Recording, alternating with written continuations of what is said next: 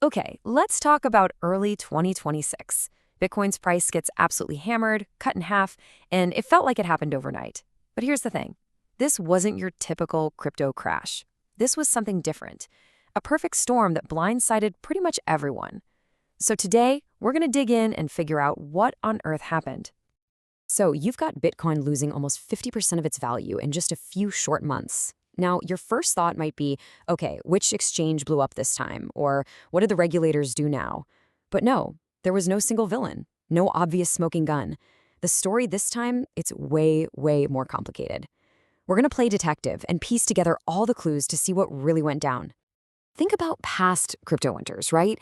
You could always point to a clear trigger.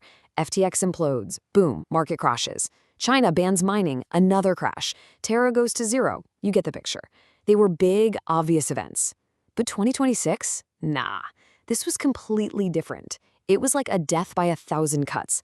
A whole bunch of things, a perfect storm of factors that all decided to hit at the exact same time. All right, let's dive into Section 1, Bitcoin's mysterious crash. First things first, we need to wrap our heads around just how big this crash was. And to really feel the impact of the fall, you gotta understand just how high things got. It's kind of crazy to think about now, but the mood back then was pure euphoria. I mean, everyone was on top of the world. In October 2025, Bitcoin rockets to this unbelievable all-time high, over $126,000. It really felt like it was never going to stop. And then, bam, the floor just completely dropped out. Fast forward a few months to February 2026, and the price had cratered to under $64,000. I mean, that's its lowest point in over a year. Almost half the value just gone, vanished, in the blink of an eye. So the big question is, who or what was responsible for this? Let's unmask our first culprit. And you might be surprised, because this one has nothing to do with crypto directly. Nope. This story starts right in the heart of global finance. Okay, picture this. It's January 30th, 2026. This is the moment the first domino tipped over. President Trump nominates a guy named Kevin Warsh to be the new chair of the U.S. Federal Reserve. And let me tell you, this sent an absolute shockwave through the markets. For Wall Street, this wasn't just another nomination. It was a signal that the party was over. So why was everyone so spooked? Well, Warsh is what they call a monetary hawk. And what's a hawk? It's someone whose number one priority is crushing inflation. And they do that by jacking up interest rates and tightening the money supply. Put simply, the era of cheap money was about to end. And for risky assets like Bitcoin, which had absolutely feasted on all that easy cash, this was a massive, massive red flag. And that one nomination kicked off a huge chain reaction. It's really simple when you break it down. Step 1, a hawk gets nominated. Step 2, the market instantly starts pricing in tighter money. Step 3, less liquidity, meaning less cash sloshing around looking for a home. And the final step, investors dump their riskiest bets. And back then, you know what was at the top of that risk-on list? You guessed it, Bitcoin. Okay, so that's the big picture, the macro shock. But it doesn't tell the whole story. Let's move on to culprit number 2, because what was happening inside the crypto world made everything so much worse. Honestly, the crypto market was basically a house of cards just waiting for a breeze. It was propped up by a staggering amount of borrowed money. We're talking about traders being over-leveraged to the max, making huge bets with money they didn't have. So when the price started to wobble, all that leverage turned into an absolute death spiral. And the carnage was just, wow.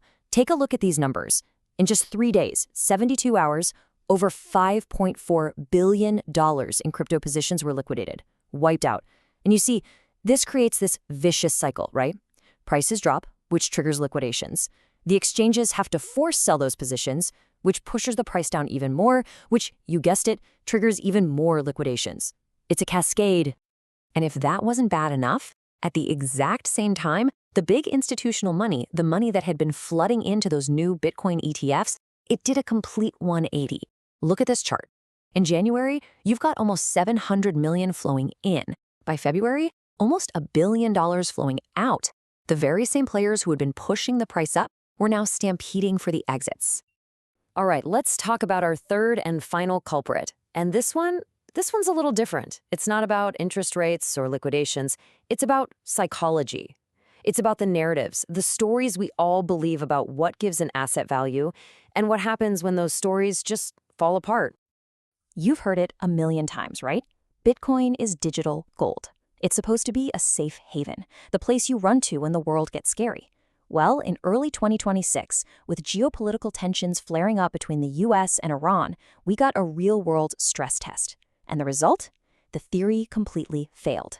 Bitcoin didn't act like gold at all. It acted like a high-risk tech stock and sold off hard with everything else. Then you get this really interesting, kind of unexpected plot twist, and it comes from the world of AI. See, a lot of Bitcoin miners had been diversifying their businesses by getting into AI infrastructure. It was a hot new revenue stream.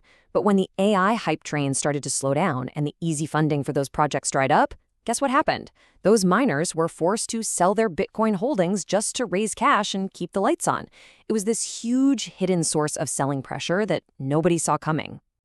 And it's perfectly summed up by this quote from Jim Bianco of Bianco Research. He says, "The Bitcoin boomer adoption trade is dead." What he means is that the whole story of big money is coming, institutions are coming, that narrative had run its course. It wasn't working anymore. The market was desperately looking for a new story, a new reason to be bullish, and it just wasn't there. And into that narrative vacuum, a new fear started to creep in, one that sounds like it's straight out of science fiction: quantum computing. New research started making the rounds, showing that somewhere between 20 to 50% of all Bitcoin could be vulnerable to an attack from a powerful quantum computer in the future. Now, is this going to happen tomorrow? No. But for big institutional investors thinking 10, 20 years down the line, this created a new risk overhang. It was enough to make them start thinking, maybe we should trim our positions here. Okay, so we've unmasked the culprits. We have the macro shock, the internal leverage, and the narrative collapse. So what does this perfect storm really mean for Bitcoin going forward? When you boil it all down, the 2026 crash really stood on three main pillars. First, you had the monetary tightening, the end of the cheap money era. Second, you had institutional deleveraging, that cascade of forced selling from within crypto itself. And third, the narrative crisis. The digital gold story failed, and new fears took its place. But if there is one key takeaway from all of this, it is this. The idea of Bitcoin being some kind of separate, isolated asset, off in its own little world, that era is over. It is now fully 100% plugged into the global financial machine, and that's for better and for worse.